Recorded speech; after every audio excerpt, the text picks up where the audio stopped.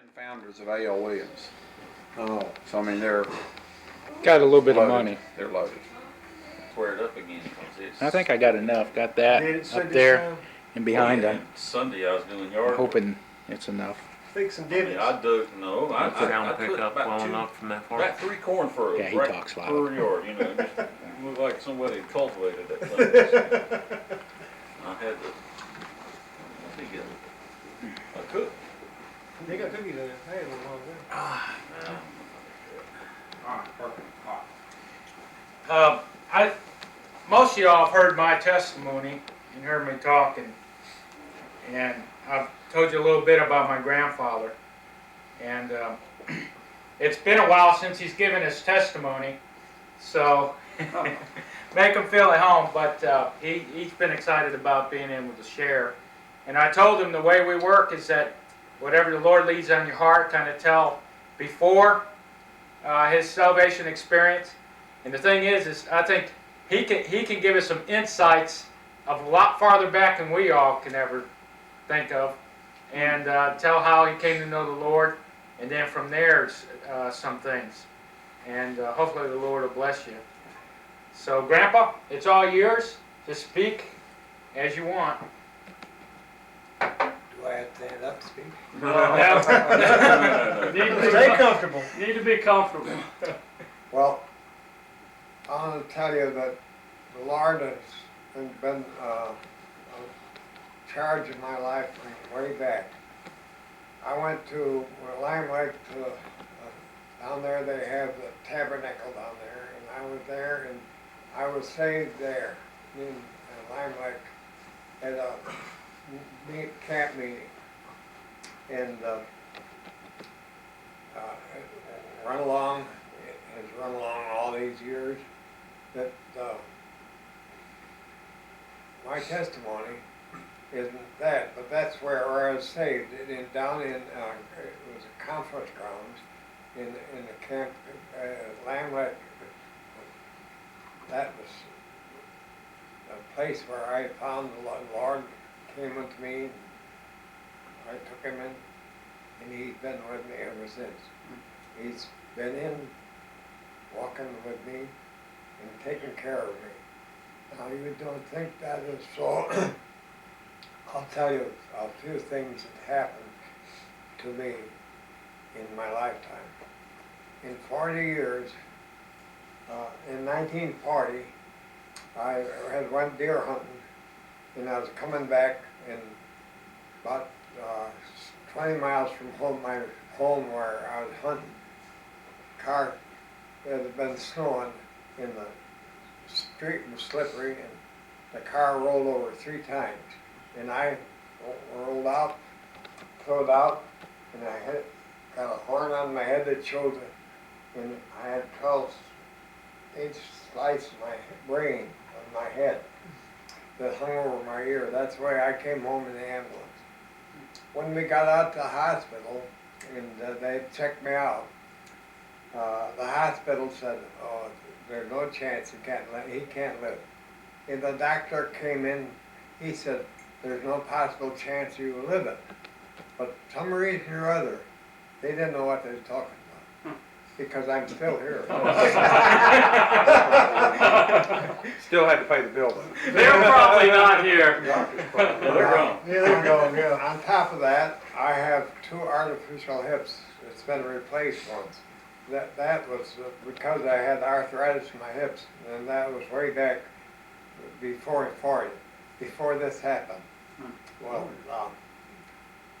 that is something else in my life. But down through my life, the Lord, anything that's been good happened in my life has been because the Lord has taken over. In 1940, I went out. We had a 10-man, better tell you this, we had a 10-man board. It was a camping board for Camp Hickory Hill. Here's a Camp Hickory Hill t-shirt. All right. So, That's a camp you used to go to work there, right? anyway, what was that? You're, The you're, 10 men? I think you were getting ready to tell them about the camp. Before you get on that, tell them about the commitment you made to the Lord in the hospital as you laid there. As I laid in the hospital, I committed my way to the Lord, and from that time on, He just took over. He took over, I came out of the hospital, and I'm here, 90 years later. It was 90 years ago that they told me I couldn't live. It was impossible for me to live, the hospital and the doctor. But I went on, and after that, I went out, and the Lord told me to work for Him. And I was a post office clerk, and after I had this accident, I couldn't carry a bag. I was a carrier, and so I had to transfer into another, which was the railway post office. And that's what I retired from in 1970. I retired from the post office. Well, before this time, I went, after the accident, and I got out of the hospital. I was 3 years in the hospital, and then I got out, and I went out, and my wife, the camp board, the 10 men had been going out during the summer looking for campsites, but we never found one. But my wife seen an ad in the paper, 150 acres of land for sale. So I went down and looked at that, and walked it over, and I came back and told 10 men that was on the board. We had a meeting at Saturday night, and I told them about that. I said, now I want you to come down and see it. It's what we've been looking for. So they all came that Saturday. They went down and looked at it, and that night we had a meeting together, the 10 men. And when they came out of the meeting at night, they had $1,000 put down, paid down on the camp to buy it. So we bought the camp. $6,900 is what 250 acres of land was. Now, This was where remember in this, New York. 250 New York. acres of land that we bought. They started to develop it.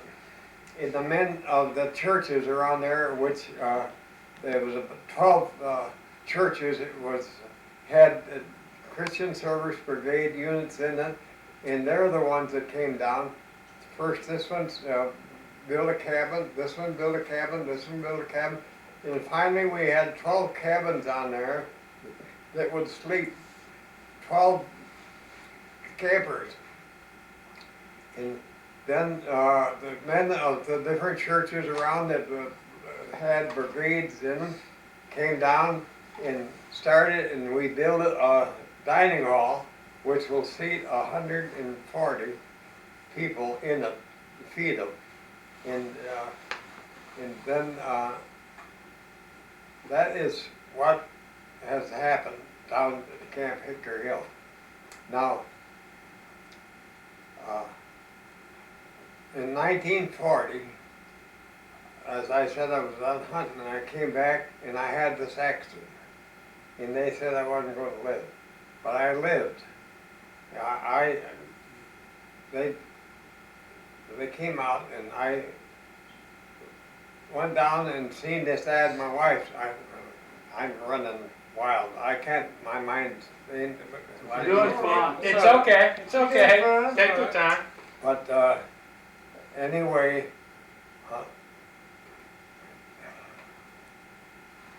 You're telling about what happened at camp. we went down camp, and they built the house. They built a two-family house there. Oh, and by the way, there was a big 80-foot-high barn there.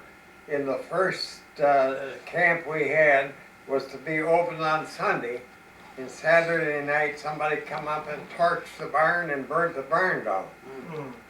And on top of that, show you how the Lord operates on things that He had.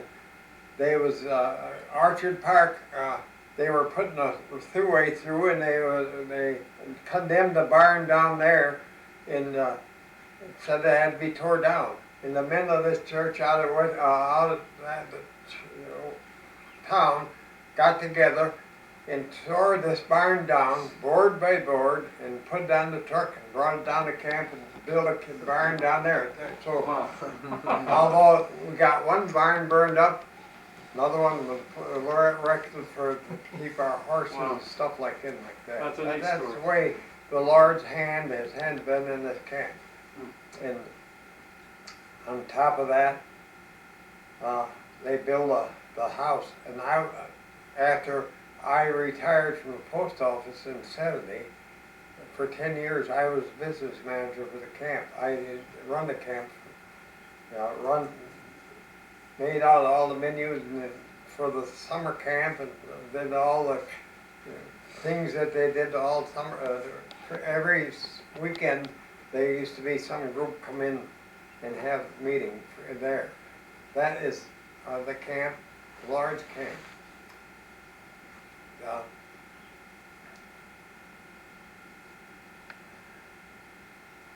thing that gets me most of all when I think of how He has been with me, after I retired and was business manager for the camp and run the camp for 10 years, that took, as you see, I have a horse over there. I can't walk without that. Now, that was before when I was running the camp, I didn't have this.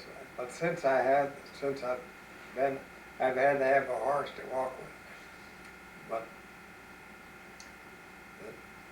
my saying is this: the Lord is able to do all things and do wonderful. And as my verse in Scripture is, the Lord is my shepherd, I shall not want. He maketh me to lie down in green pastures. He leadeth me beside the still waters. He restores my soul. Yea, though I walk through the valley of the shadow of death, I will fear no evil, for thou art with me. Thy rod and thy staff, they comfort me. Thou preparest a table before me in the presence of mine enemy. My cup runneth over. Surely goodness and mercy shall follow me all the days of my life. And that is, Gordon's been so good, he's fixed a place up at his place here for us, and my wife and I to live in. Of course, the wife, my first wife, the one that found the camp, she was a nurse. And when camp was on, she was a camp nurse. She had a box of kit of first aid here for taking care of any campers that came in, and she had on this side the mixing bowl helping the cook dinner for the kids. So this is my life has been like this all the way, and from that time on now, I have been walking with Him. And He protects me, guides me, and watches over me, keeps me. Tell them why did you decide? Tell them what was the purpose of the camp. Tell them about the boys. The boys came in. The first camp I had was 140 campers, and I used to feed them all. But the whole thing is, what does I want to say?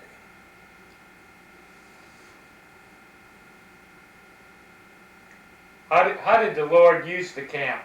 You've told me that a couple times. Here's what I want to tell you.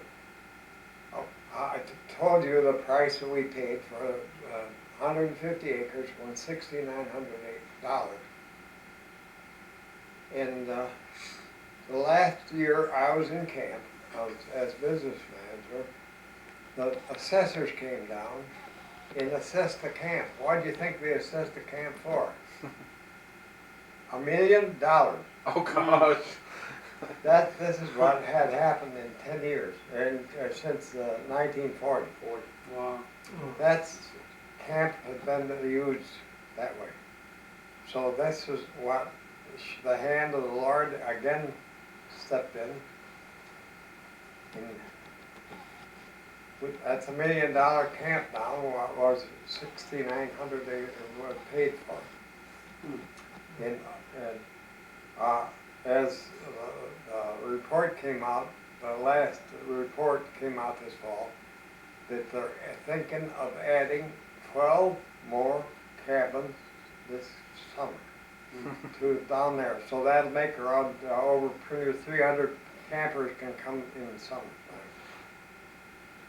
And what the camp is always run by men that are belong in a brigade that go down there for the summer. And that is the way Camp Hickory is. Well, it sounds to me like you've left quite a legacy behind there. You have really made a difference. Obviously, you would say that you would give the credit to the Lord, but you were faithful to Him. You kept with it. I kept with it all the time. From the time, well, that's how I went to, attended a camp meeting of young boys out in the Buffalo campground one day. And then that is when I started working with boys for making camp. Now, Jim, the boys who went there originally, where did they come from? Were they troubled youth? Were they? No, they weren't troubled roots. They was from all the churches. They was, Christian Service Brigade is an organization out of Wheaton, Illinois, and it is farmed there, and that's where we are registered in, Wheaton, Illinois. Mm-hmm. And that is where they send help out, and they send camp leaders out if you haven't got them to run camp for you. Now, when was the last time that you were at the camp? Last time I had the camp, Last time you were there? the last time I was there, it was The 50th anniversary. yeah. Oh, Oh, they celebrated, there's something I didn't tell you. In 2 years ago, they celebrated the 40th birthday of the camp. For 40 years it had been running. And that was it. They celebrated 40 years of camping. So you can see that it's been such a success. yeah. Well, he was the only one living of the original guy. What denomination is this? And Interdenominational. now, the hospital and doctor said I couldn't live back in 1940. Here I am, 90 years old. I'll be 91 in July. So you can see that the good Lord is taking care of me, even though I do work for the Lord. Did you say that you were in and out of the hospital for 3 years? I was in the hospital during the accident for 3 years, and then since that I had I was in for about 3 months with what was it I had? Arthritis? Arthritis, hip replacement. No, The hip. it was something that lasted. 3 months. Yeah. Pneumonia? No. That was when you were in the hospital for 3 months straight. Yeah, that was when I had the accident. Right. But since that, it was That's okay. But I think the testimony I've gotten from you over the years is how the Lord used you to touch the lives of other boys, and how those boys were won to the Lord through the camp, And that's why the Lord prospered it so well. I That's the thing. have, we have, one fellow came back to me, he came from downstate, and he was in camp, and he was saved in camp. And, 2 years later, he came up to it, and he came up to camp, and he came over to me, he said, I want to tell you that I was saved in camp, down, and he said, 2 years ago, and I went back to my church, and I started a battalion down there, and I am the captain of the battalion. So here is one, and it came at least 100 miles from camp, and went to camp and was saved, and went on and took up the brigade program and became a leader. And there's been about a dozen of them. Boys came up and told us this. So it sounds like you're a spiritual grandfather. I hope so. So the way this camp runs, which is, Well, I guess it's a big here, focus, he is can tell you weeks what at a camp. time? He can tell you what Camp Victoria is. Yeah. What's that? You tell him you. So what, groups come in and Wait, camp for a week at a tell time? him that you had to work your head off. Yeah. He already told us, he tried to get us to, feel sorry for him. Because he had to work so much, you put him to work up there. The way it worked is that during the summer, is that Christian Service Brigade, I think I told you all, it's kind of like Boy Scouts, except the emphasis is on Christ, Of course. okay, and it's in the churches. And what they would do is that they would have weekly camps. You would come in on Sunday and leave Saturday during the summer. And then, like you said, during the winter and things like that, they would have things on weekends for churches. The camp, like a lot of camps do now, they have retreats and things like that. So there'd be no less, there'd be 10 weeks of camp during the summer Yeah, and 140 per week roughly, so right. basically you cycle through over 1,000 boys Right. through that Right. in the summer. Yeah. They also, in the earlier days, they don't do it anymore. The girls used to take a month and do it, and they had something called Pioneer Girls. And I tell you what's interesting, I don't think you know this. I was saved through Christian Service Brigade at camp, and the influence there. Christy, and this was years later when I met her in Florida, Christy had come to find out she was in Pioneer Girls in Minnesota, and that's where she came to know the That's Lord. the girls organizing. Yeah, and that's where she came to know the Lord. Had was she been to that camp as well, or No, just aware of because it? it was in another part of the country. Okay. That camp was fed by Pennsylvania and New York and Western New York and Western Pennsylvania. It's their campground. And this is near Buffalo? Yeah, 30 miles from Buffalo, East Aurora. It's beyond East Aurora, about 25 miles. How old were you when you became saved? You remember? I don't remember, that was way back then. How do you expect me to remember that? I'm 95 years ago. Well, tell us some of the things like, what was your first job? You've told me, tell these guys about your first job in that you were telling me about the other night. Do you remember that, your first job? You remember your first job? You were telling us that the other night at the dinner table. How you got your first job at the ice house and things like that? Oh, when I first got my job, I worked with milk dairies where it started in Buffalo. Went up there. And I started, and I worked 3 years in the milk dairy. Then went and got a job. They did away with the one job there, and I went to the ice company and I got a job at the ice company. I worked there for 11 years, and that in the summertime I go out camping all the time, and the whole thing is the whole thing. Anything in my life that's happened it's been good. it's been good.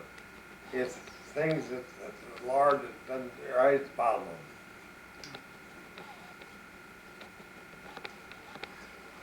it. He used to show us when we were kids where he used to cross this bridge, this railroad bridge, when he was a kid going to school. You remember that? Yeah, That long bridge? yeah. It was like, it was up in the mountains in New York and that. Wooden trusses. You had wooden trusses, and this thing was, it looks like as a kid, it was hundreds of feet up. I don't know. It's a You know, Might 100 as feet well been a high. mile. Yeah, It yeah. ran from this hill to the next hill, connected it up. It was run from Buffalo to Hunts, New York. But it's all gone now. I tore it down. They tore the bridge down, they tore the tracks up and everything. They used to have the good Lord takes things away from places. They had the Erie cutoff, that was with the bridge. I used to walk across that bridge every morning going to school. When I went to school, there was a little wooden schoolhouse that I got the first 8th grade. And from that time on, I went down to high school, down to Belfast. That was 5 miles. And that was 5 miles. One foot right ahead of another. And no matter whether the snow was snowing or the rain, you went to it.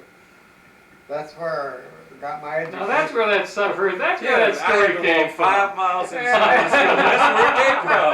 Yeah. I've used that story, Jim. It came from you. I know. Yeah, but your daughters don't believe it. Well, Go ahead. you mentioned Erie. He's asking a question. Jim, was that near the Erie Canal?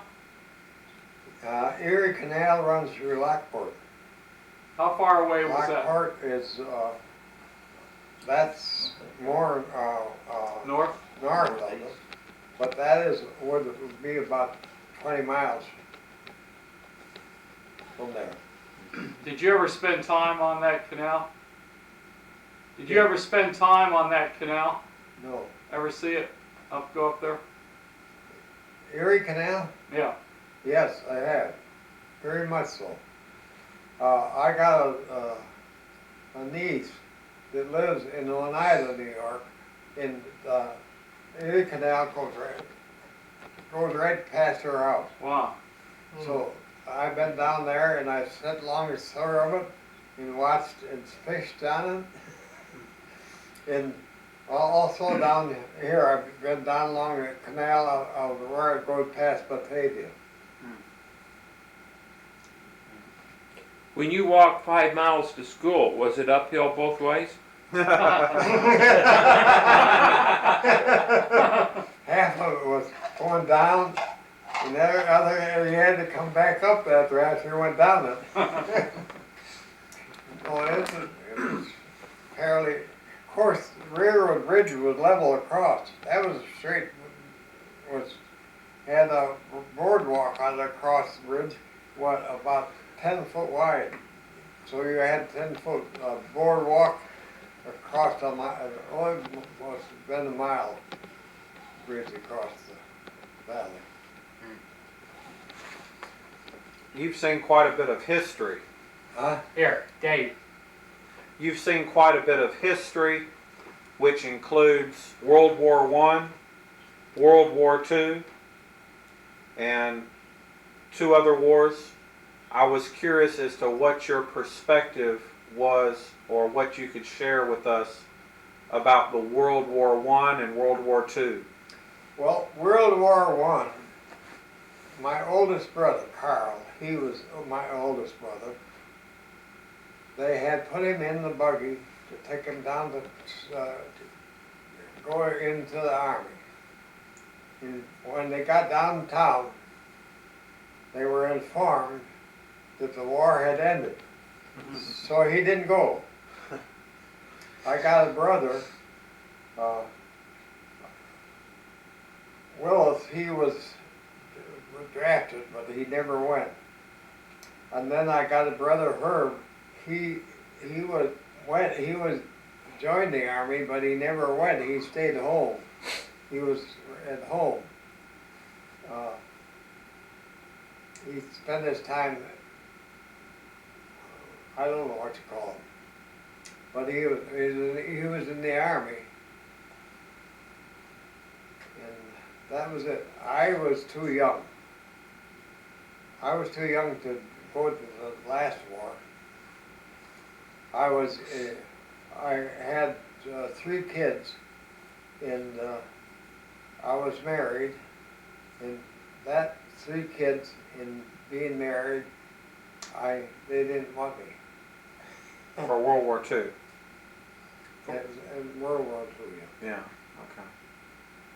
So our family, although there's 9 of us, there's 4 boys in the family. Not one of us went. You're all spared. All was spared. What was it like what was it like in the States while the World War were going on? Do you remember? Was it kind of chaotic here? And Well, a lot of them, they had places down,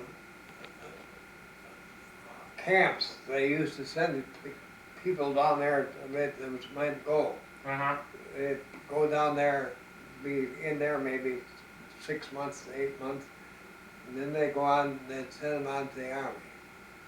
But this is down near the area where we lived. They had camps set up. Like boot camp, I guess.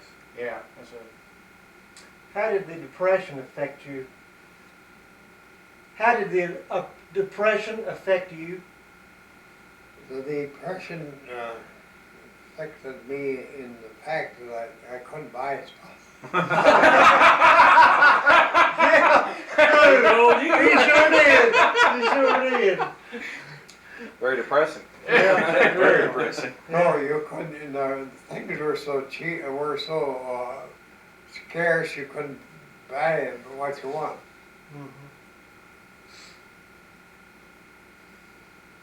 What job did you have? Did you have a job during the Depression? Which one was it? You remember? It was the ice company. It was the ice It company. was because they claimed that they needed the ice was an important part of the war effort. They had to keep things cold storage. That was the reason that they gave me, and I didn't go. What did he do? He worked in I mean, ice house. I know, in other words, huge blocks of Cut. ice. Yeah, huge cut. blocks of ice. You know, loaded up things. He wasn't a delivery man, was he? Yeah, we used to have some. Really? They in Buffalo there is where a lot of fruit and vegetables and that come in, and that's all got to be iced up. And the cars have got to be iced up, and like that's why it was an important job. If you order a 10-pound block of ice, you got it out with 15 pounds, don't you? Well, I That's- think they were more like 50-pound blocks, if I'm not mistaken. Well, Yeah. I'll tell you. That block that they carved that angel at the Calvary was 40-pound block. I'll tell you, when I had the accident, I went on my head, and in this part of my head, I got a horn here that sticks out of my head. It is 12 inches of my scalp hung down over my ear. That's where they brought me back. But that,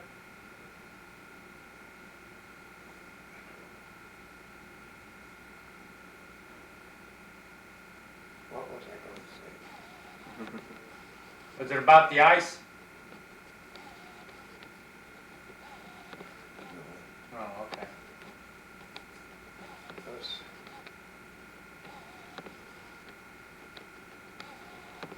Oh, I fell on the road. I was pitched out of the car and I hit on my head in this one.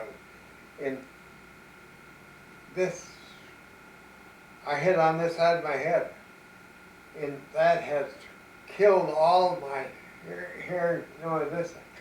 I killed all the hearing in this side. I'm totally deaf in this side. I only have the hearing in this side. You see this. This is my hearing. That's what I hear with. So if I miss you, you know it's, don't blame me, blame my hearing aid.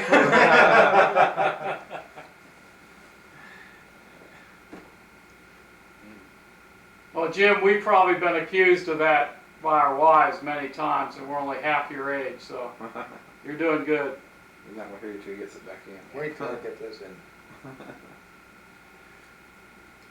Yeah, but Barbara's told me, my wife Barbara, she's told me that my hearing's going. I'm only 47. So she tells me my hearing's gone. You're not listening. She says I don't listen to her. I can't hear her. oh, doggone. You turn it off. Let me see.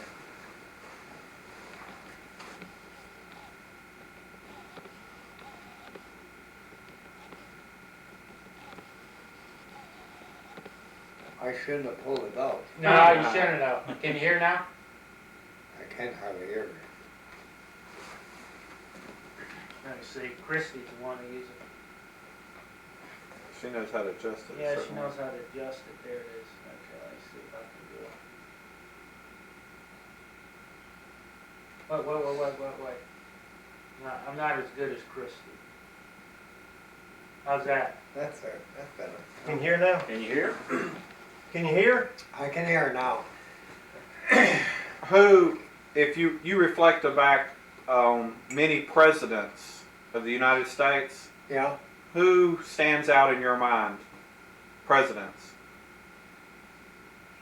Do you have a favorite? I ain't got a favorite.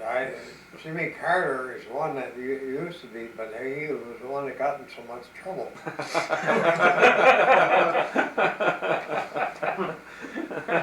No, the one that was General Eisenhower. He's the best president I know. Oh, really? Why? Because he stood up for what he thought. He didn't let them tell him what to do.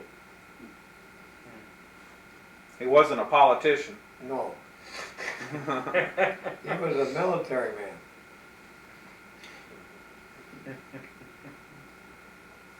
Good point. He served. How many terms did he serve? He served 2 terms. 2 terms, didn't he? 50s, right? Yeah. Yeah. He served 2. And you're right. He was a military man. He was no politician.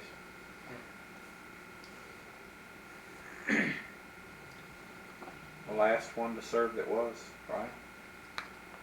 It Right. really was military. More than politician, right? It wasn't groomed or whatever. Right. After that, they're too much of a politician now. But the president we got now, when he and his vice president was running for office the first time, he promised us a lot of things he didn't never do.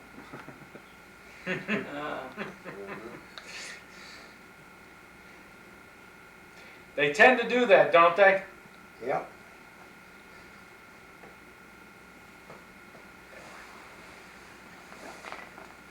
Well, Grandpa, we appreciate you sharing. Yeah, Well, I'm sure these guys do Thank you too. very Sure much. do. Why don't you join us again? Well, if I'm around there, Yeah. I most likely be around there because I'm in the back room. My good grandson here has fixed me a place to live. Well, it's because of what God has done for all of us. Yeah. And these guys, we've shared with each other, and we all have different ways God has led us to do things, and God has blessed us. And I've shared with them how you've touched my life, about how you've given me work ethics and were part of camp Yeah. and that. So I worked him to death down the camp. that's probably the last honest work you ever did. I can remember at camp working, and I was a kid. I was about 15 years old, and I'd sit there and I'm beaten. I want to quit, and he's over there. His hip is always, since I can remember, always give. He's over there limping, and he keeps going. He won't stop, and I kept thinking, Grandpa, come on, stop! It's time to stop. And he would just keep going. And Man at the end on of the a day, mission. you're going, please, Grandpa, Yeah, stop, please stop. I'm And feeling he'd get on me if I stop and please, get over here, let's go. So the other night, I've been working, long hours and that, and I came home one night, and it was about 9:30, and I went in to talk to him, and he says, why are you working so hard? Why are you working so much? And I said, Grandpa, it's your fault. You're the one who taught me work ethics and to make sure the job's done right. So there was times that I'd do a job and he would say, that ain't done right. Go do the whole thing over again. they're one of So the much- buildings that can't so much for stand grand- so long. They've never done So it much right. for Yeah. so much for spoiled grandkids, right? Yeah, I definitely wasn't spoiled. But I guess was it 5 or 6 years ago? I can't remember exactly, but you came to the Sunday school class and you had a prayer request to get a house. You remember? yeah, And this house came available, and the price and everything involved was really too good to believe. And when we first saw this house, Sherry and I wondered, what will he do with all this room? But see now, Well, you're not the Now only you've one. added This- more rooms upstairs. right? This is what God had in mind. and there, and you're right. And God definitely was in it. I mean, y'all have heard the testimony to that effect. And Christy and I, when we got in this, we wanted to make sure it was God's house. And of course, Michael brings a Sunday school and his kids over, and they have FCA meetings here and there. And if we did not do those things, God would not get the glory.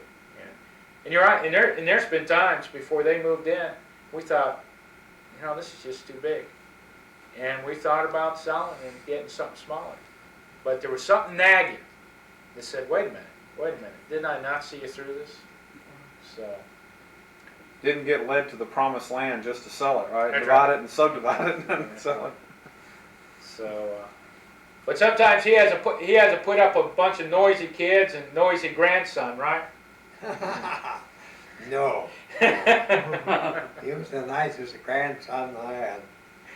I don't know about that. Well, he can control the noise. That's right, noise don't bother him. Warren says you can control the noise, but Because the other grandson I got is over in Germany. that's right. Yeah. I got a grandson in Germany in the army. That's my brother over there. He'll be home this summer for a vacation. He's been there for 2 years now. But it's hard to believe, Christian and I were talking, and the doctor keeps telling him that he is, for his age, he's real healthy. So, and we're looking at Michael, when Christy and I, we got married young, and it's quite conceivable that 6, 7 years, he could be married and have a kid, because that's about the age we had. And so that would be a great grand, yeah, All right. that's hard to fathom. We, Don't, at one don't time, we forget I had, got a great grandfather, a son up to Detroit. That's right, you got some up there too. we had that situation in my family. We had 5 living generations. And to sit there and listen to the stories that my great-grandmother was telling me, Unbelievable. it was. Especially the one, as he was talking, the one-room schoolhouse and the bully, the class bully, and the whole bit. Just like it was yesterday too. I can remember sitting on the front porch and that's where one Saturday I spent, just listening to her, and I have never forgotten it. So stuff like this is so valuable. It is. Ask him to comment on his parents and his roots. Dave wants you to comment. Dave wants you to comment on your dad and your mom. What were they like in that family? What did they your do? grandfather. My dad, as far as my grandparents are concerned, I only know my grandmother, and I only seen her once as she was a real old lady. But as far as my grandparents were,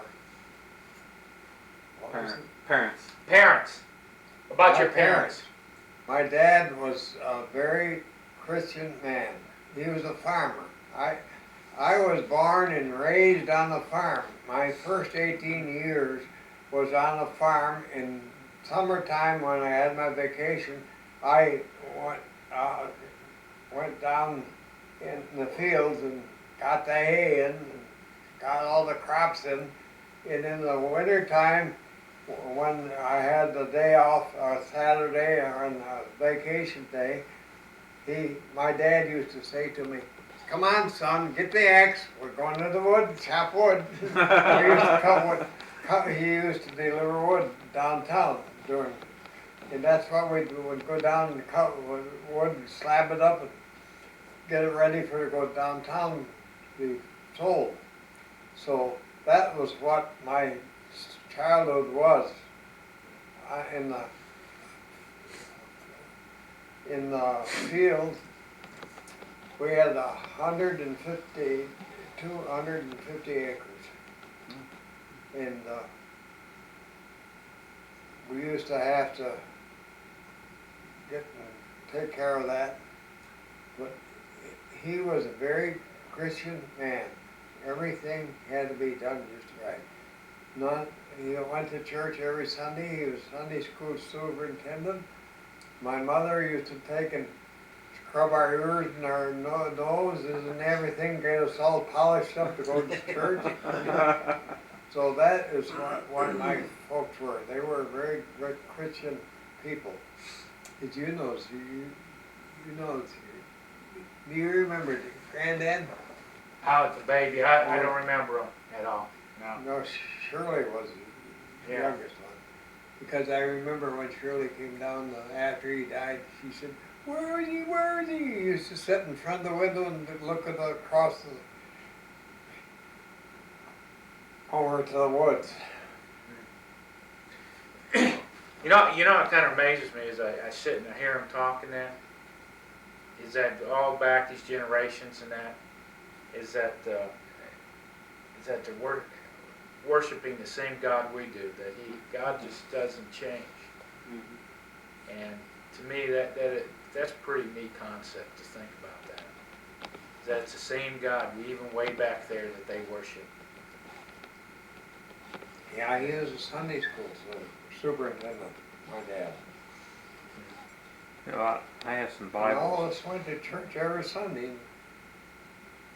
I have some Bibles that go back several generations, and it's really neat to read in the Bible the notes that they write and things like that. And for instance, you could be studying the Bible and come upon something, some idea or something, and then maybe if you look in the Bible, you see where they discovered the same thing and made notes.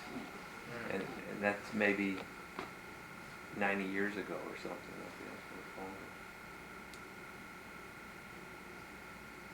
And I guess it's a legacy that even, as we've talked before about passing on to our kids, that legacy is to know Christ, to know the Lord, and how important it is. It's got to be the most important thing that we ever pass on to our kids, the knowledge of Jesus Christ, for them to come to that knowledge.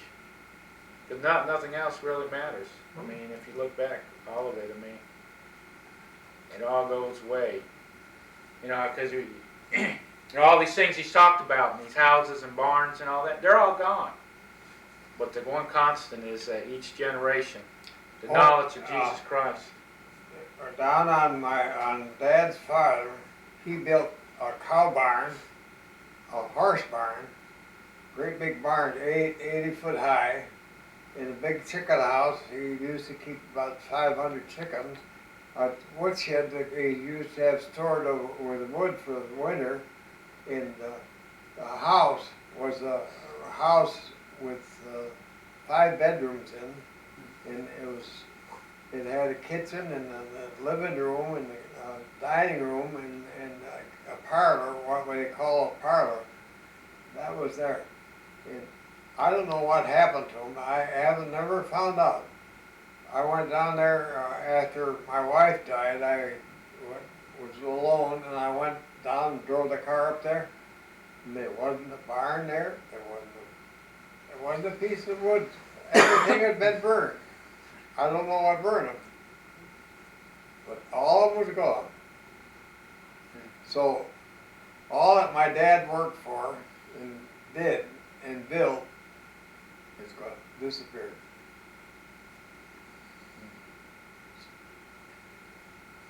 The only thing that's left is the apple orchard. Oh, yeah? Well, that was something you were talking at dinner you wanted to tell them. Tell them about what you planted. Tell them about what you planted at camp. Oh, down the camp. The 10 men met that night, and I said to him after we bought the place, I said, now, what we should do is go out and on the land the farmer has cleared away, we should plant some pines in. Well, that's a good idea. That's your job. And for 25 years, I bought 200 little See, pines this high. And I'd have the kids, some battalion come out on Saturday and we'd plant here. I got a forest out there on that camp of 150 pine trees. And they stand about 70 feet in the air. So I have something else. Planted one at a remember. time. Yeah. Would you think it would be appropriate to ask, as a boy, a favorite Christmas or favorite thing he got for Christmas? For Christmas, we used to, me living out in the country and in the woods, we used to go and cut our trees from the woods. We used to, I can remember my brother and I would go over and look, see which was if a big head of some tree was nice for a Christmas tree, we used to climb the tree and saw it off. Take it out of more than one tree. But there's only one time during my life that I didn't have a Christmas tree in the house when I went home. I went home the one day, I had the suitcase and I had a bag of peanuts, and I got off the train down at the depot, and I walked 3 miles up to the house, and I put the suitcase and the peanuts in the woodshed so nobody noticed them. I went in the house and I looked for the Christmas tree, and they said, "Oh, we didn't think we needed the one. You weren't coming home. We didn't know you were coming." So that night, about 10:30, I went out to the woods, and looked myself up a Christmas tree, and cut myself a Christmas tree, and brought it back, and trimmed it up. And my sister was 12 years old. She was the youngest of the family. She said, "I don't believe in Santa Claus." I said, "You don't?" I said, "We didn't believe in having a Christmas tree either." So we decorated the tree up, and she went to bed. And the next morning she got up. I went and I got my suitcase and the peanuts and everything and put it all under the Christmas tree. That was the first year I had a job I could work. I could buy presents for everybody, and I had presents for everybody, and they were all under the tree. I said, "Do you believe in Santa Claus?" "No." I said, "Who wrote those?" "Santa Claus."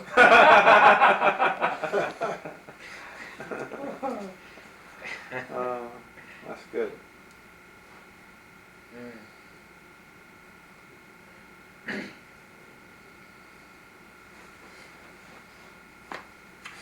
Well, y'all have any more questions, or? Probably more questions in this time. Yeah. Because as I sit here and think, I've lost my grandparents, Right. and I think, how much fun it would be to be able to ask similar questions of them. It's interesting you mentioned that, because I've thought a couple times how I've lost all my grandparents except for him, but I've also lost my father, and sometimes I just thank God. And there's been times, it seems like here recently, I've thought a lot about him, how much I miss him, and I'd like to be able to sit down and talk to him. share with them. A lot of things on my heart, and a lot of burdens, and that God has allowed Grandpa to stay here and be able to share with him and talk to him and that. But you're right. I mean, and you don't appreciate things, Dave. You're right. Until they're gone, until they're taken away. Hindsight. We take things for granted. Too many things for granted. And I guess that's what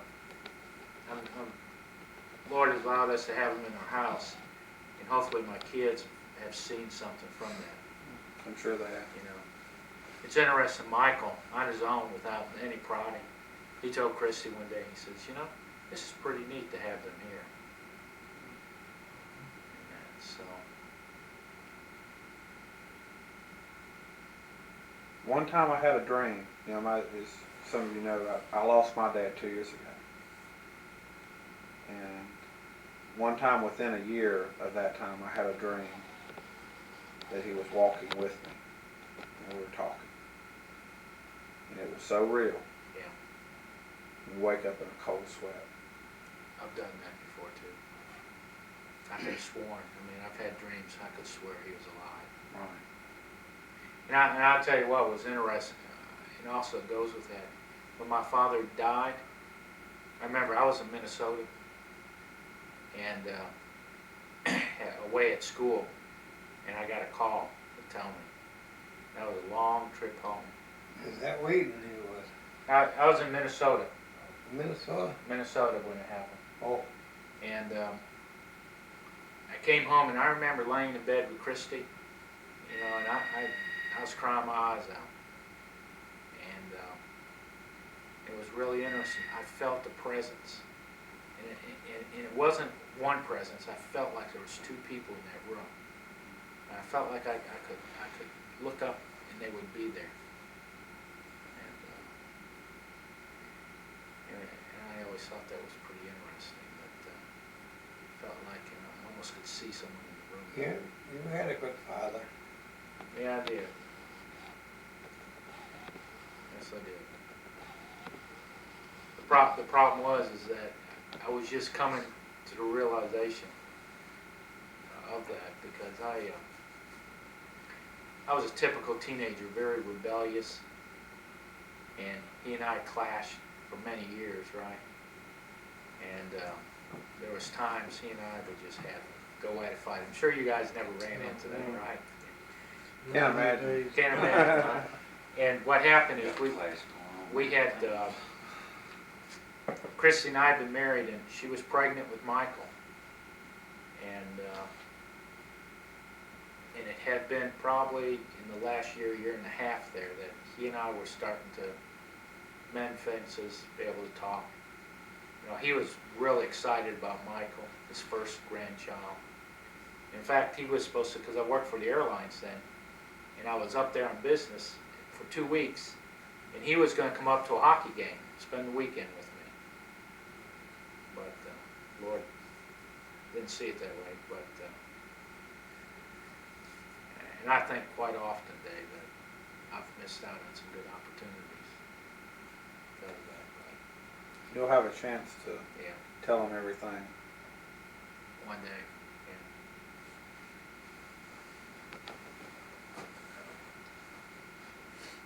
I wonder if your grandfather ever did anything for which he got in trouble. Oh, there you go. Dave wants to know about some examples about when you got in trouble, and maybe when your dad had to take you out and give you a licking. You weren't a perfect son, were you, all the time? No, or you can tell on your brothers. My father believed the Bible completely. Spare the rod and spoil the child. Didn't get spoiled. I got spoiled every time I did something wrong. Got caught every time. Is that what happened to your Yeah. hips? There used to be a tree. I can remember one thing that I remember. Big. There used to be an apple tree standing over by the hen house, and it used to have little switches on it that would roll. When they go to get it punished, he said, "Here, and use knife. Go and cut yourself a stick." You had to cut the stick and lick Had to it. cut your own Line switch. sap spanking. Tartans. Woo. That's what makes My- me. Will hurt. My parents had a willow tree. Or do you remember one thing that sticks in your mind about when you and your brothers might have got in trouble? You did something. About the mother? No. Do you remember a time that you and maybe your brothers got in trouble? Yeah, That your dad. What did you do? I don't remember my dad, but I remember mother. Oh. We were just little kids like this, and they had the cow barn up there, and the hay mow was sticking out of the back end, and we run down to the house in the mat spot and climb up and got some matches. Oh gosh. And we went up there, and my brother scratched the mats, and they went out, scratched the mats and went out. He says, "If this doesn't go, we ain't going to get a fire." Mother stepped up to us. She says, "I'll give you a fire." They just skinned the chestnut fence post on that yard, and when she came up, she grabbed one of those big stripes of chestnut bark. She gave us a fire. That was real good. That handle was good that time.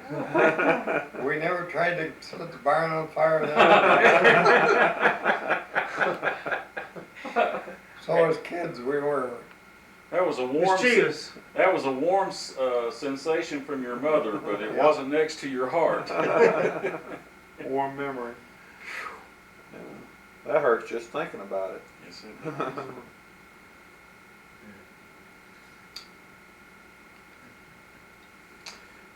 What type of diet did they eat mostly coming up?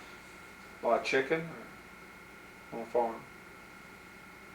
What did you eat on the farm, Grandpa? Huh? What kind of food did you eat on the farm? Food? Yeah, what did you eat a lot of on the farm? Potato pancakes.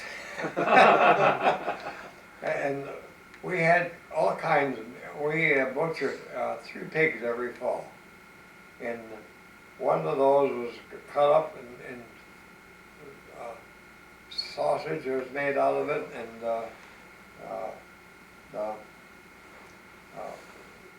sow belly, what they call sow belly, she cooked that up and that made lard. And all the rest of the stuff was made up and cooked in cans and canned up. They used to have the shells full of fruit and meat. We used to go down near Lockport. A friend of ours had a fruit farm, and they had peach. We would go down there and get about 3 bushel of peaches, and we used to can those. We used to have about 20 cans of peaches down in the cellar on the shelf. You remember getting the can of peaches? Yeah, I remember that. Those are all things I can remember now. They come back to me now. So are you telling me they didn't have a food lion back then? No They didn't have grocery food store. lines at all. They just had a grocery store downtown, and you went down and put your groceries in for a month or a week, whatever it is, and you brought them back and stored them in your pantry.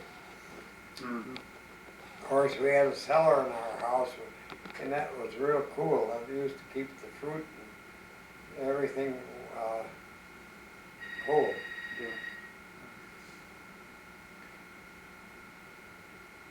You remember winning the automobile when you first got your first automobile? What was it? It was a Ford. Model T. Model T. Doesn't matter what year, they're pretty much all the same. And the only thing is that my brother was the only one that could run it. He learned how to run it. He knew how to.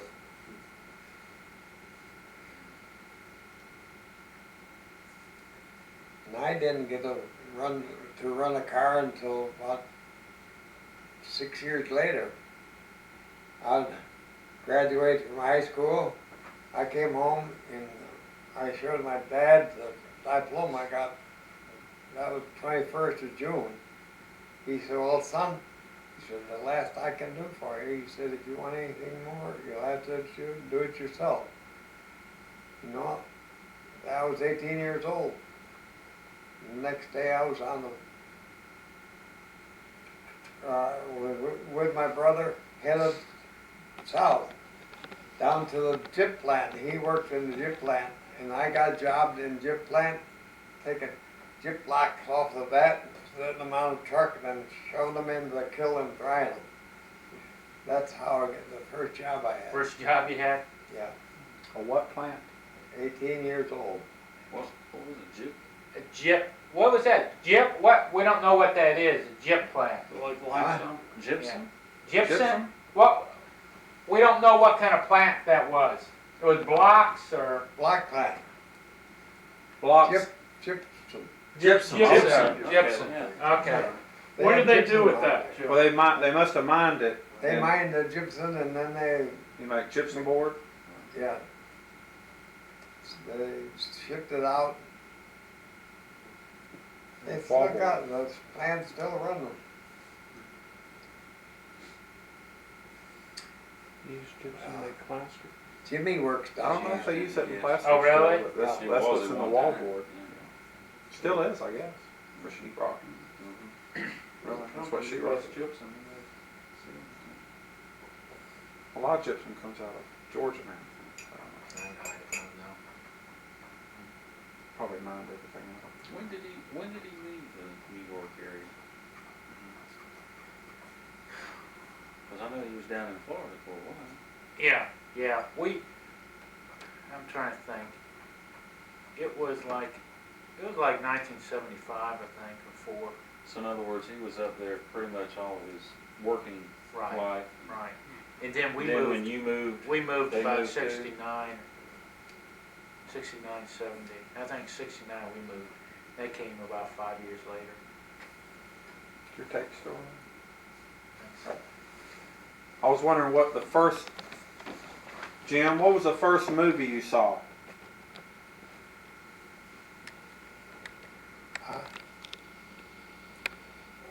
He Do you remember your first movie? first movie you saw. Oh, that, they used to have one downtown. I only seen one down there. A friend of mine run the projector and I went up there one day and with him and seen the picture. I forgot what it was. That's been so long ago. You're trying to have me remember back about 50 years. Good test. Probably a cowboy western. Was it a silent movie?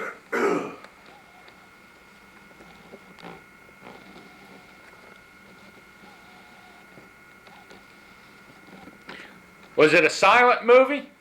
The first one you saw? Do you Yeah. remember that? Yeah, It was a silent? yeah. They had a piano in there playing the piano? Piano, I played the piano. I was talking Keystone Cops. Yeah. Yeah, you might be. Charlie Chaplin or Charlie Chaplin. Keystone Cops. Keystone Cops and Yeah, that? Charlie Chaplin with his feet. Oh yeah. Yeah. Oh man, that's pretty neat.